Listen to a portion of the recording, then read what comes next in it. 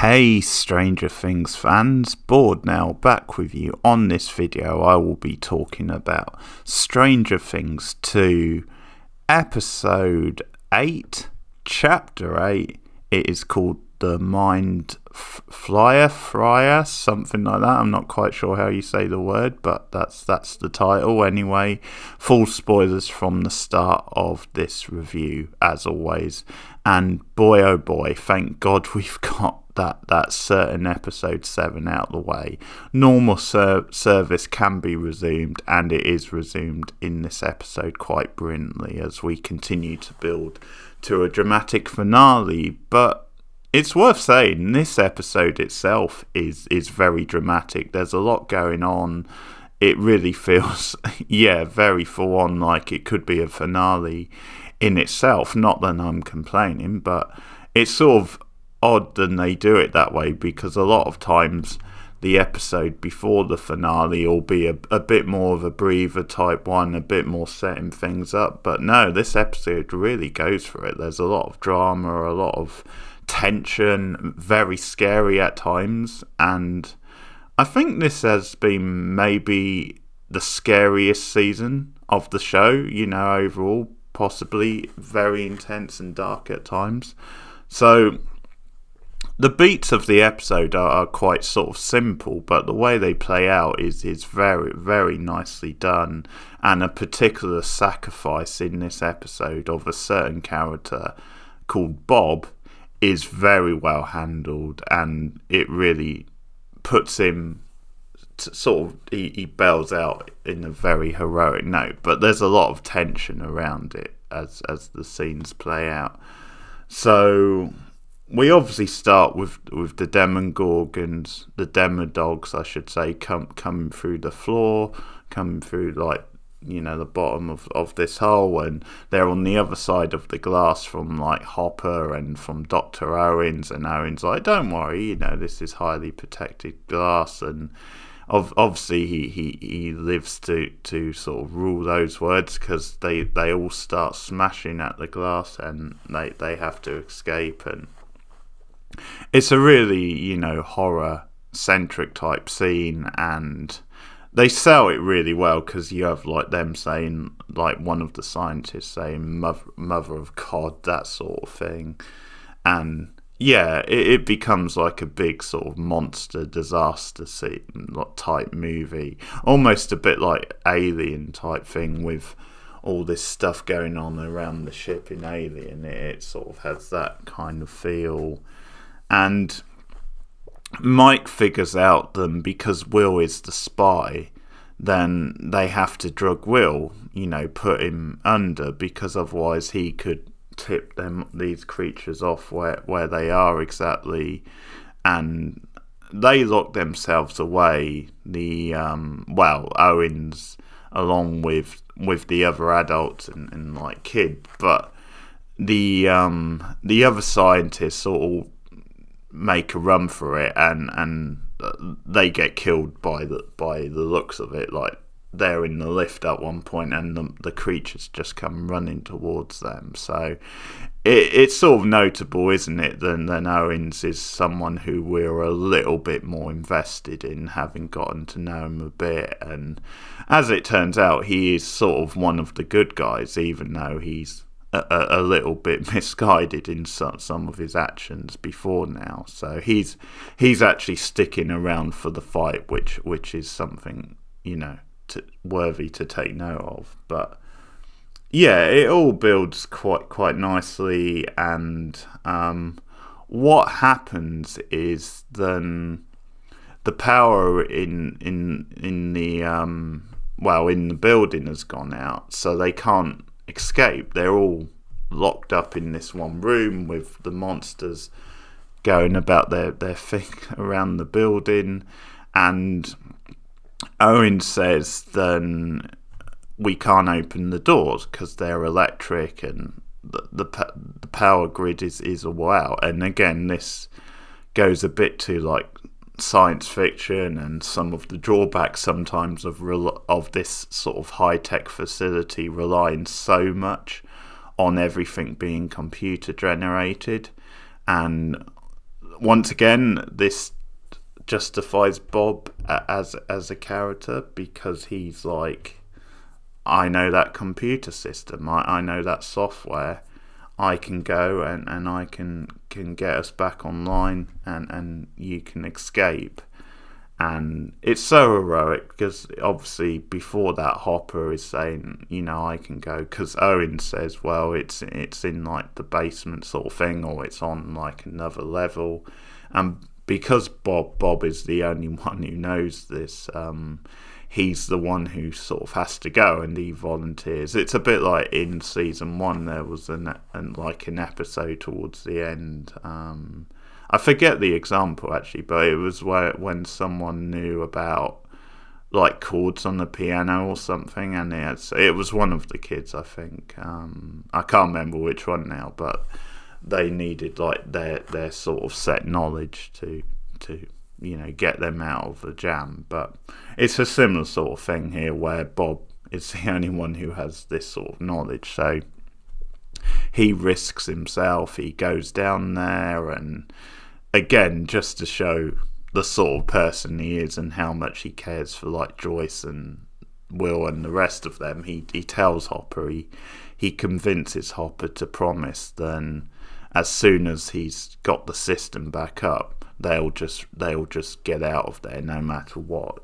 Don't wait for him, sort of thing. And Hopper obviously agrees, yes, I will.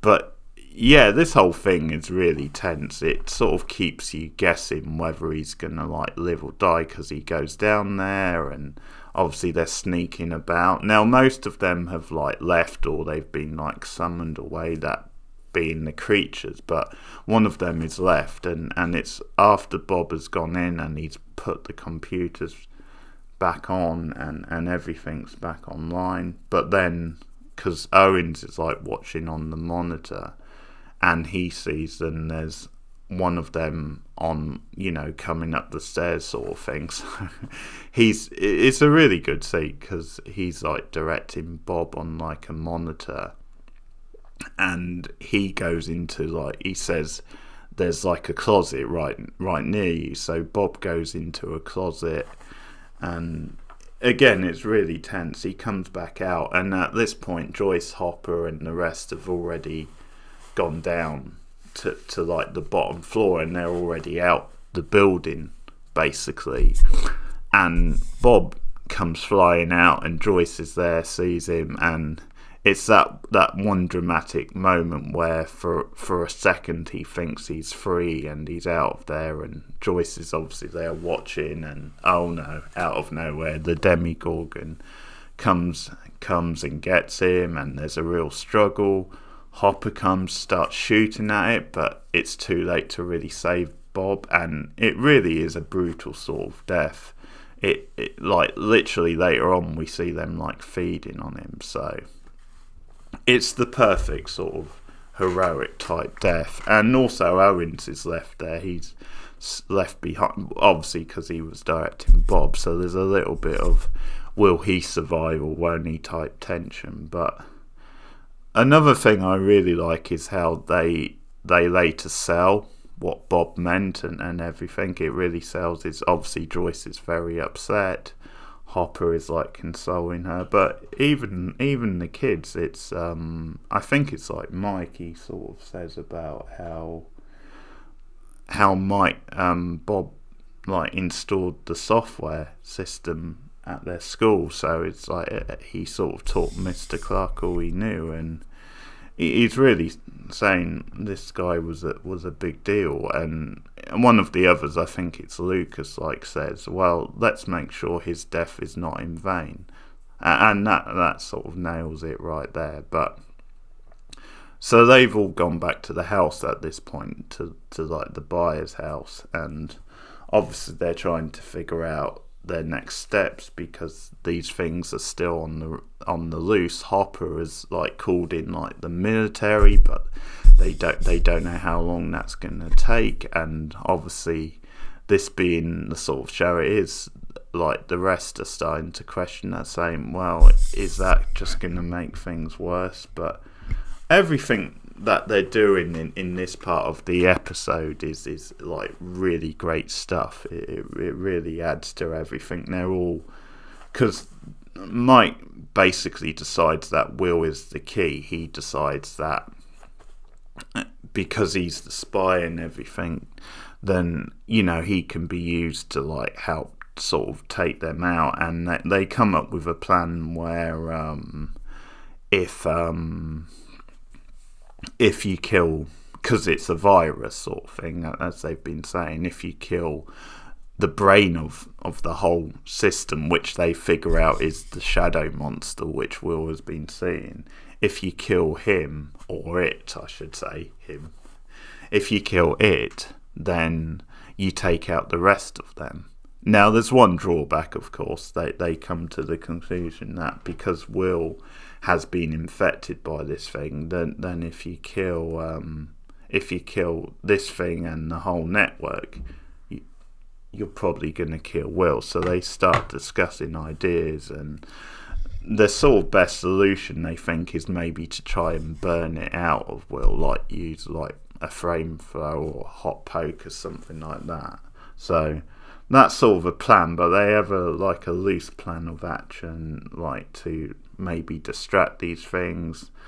They basically decide to like close the gate at one point, and I'll talk about that in a minute, the way the episode ends.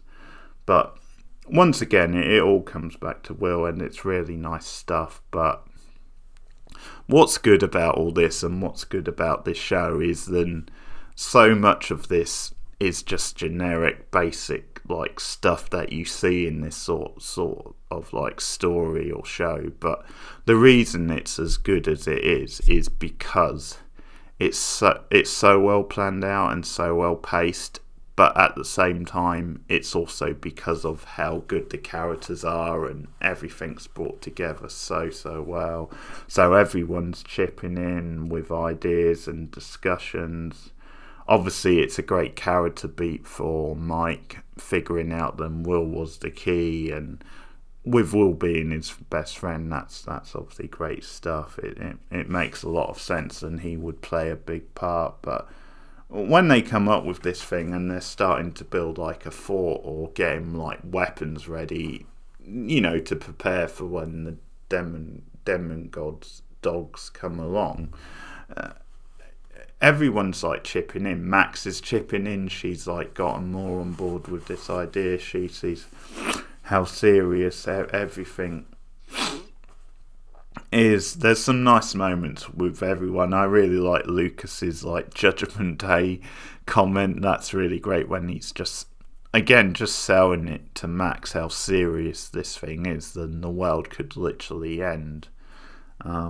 But there's some great stuff all round. There's a nice little scene with Nancy and Steve where Nancy says, it's really cool what you did, looking after like the kids like that. And so there's just a little, and actually there's a couple of funny moments again with Steve in this episode, because there's a funny moment where they all obviously go to the lab type thing, and Steve pops up out of nowhere with the others, with Dustin, Lucas, Max, and the obviously Jonathan and Nancy have arrived together as well, and they've got the car, which is how they get out of there, all of them. But yeah, when Steve pops out of the woods with the kid, Nancy and Jonathan both in one, they're like, Steve, what the hell are you doing here? And it's sort of a callback to that season 1 moment, in the house, like with the demon dogs, where they're like, yeah, I can't remember the line. It's just something. Oh, they both tell him to shut up at the same time, which is great. So it's definitely similar sort of thing. And there's another like funny scene with Steve where he's like, where Dustin is taking Hopper through this whole thing, talking about the whole plan to take out the brain, and Hopper's reaction to that is really funny. How he's like rolling his eyes or getting frustrated because he's like, you're getting all this from like a board game, basically, and how he's not convinced by it. But also Steve, when he's trying to chip in, when he says, oh, like the Germans, like type thing, and Dustin corrects him, well, like the Nazis. He's like, oh yeah, right, like the Nazis. So that's a really funny little moment. But what it all builds to is then Will is still out, and they tape him to the chair. And you get this really wonderful scene, which is like Jonathan, Joyce, and Mike all trying to get through to Will, trying to obviously break through and try and get him back, from under the spell of the creatures. So they start talking about memories, like memories they've shared together. And Mike's, especially when he's talking about the first day they met at kindergarten, is just wonderful stuff. And things obviously get more intense as Will's getting sort of fighting this, and the things are like trying to stop them from getting through to him.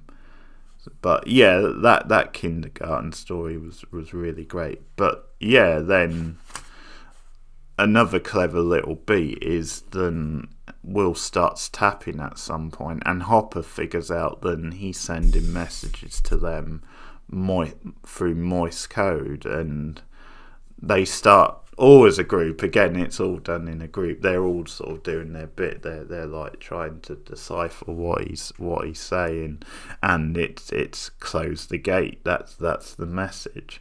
And the big dramatic ending is then the Demogorgon, like one of them anyway, comes flying through and goes after them, and they're all there with like their weapons trying to fight it off, but it suddenly like drops dead, and someone else is at the door or something else, and I guessed who it was, because I was starting to think, we haven't seen Elle for a while, and of course it was Elle, it was 11, but again, just the way it's shot and everything, with them all waiting there, like Nancy's got like, I think it's like a gun or something, Steve's got the baseball bat, and they're all sort of loaded up with weapons, and they're just waiting there expecting it to be another one of these things, and it's actually Elle. Elle comes through the door, and that's the end of the episode.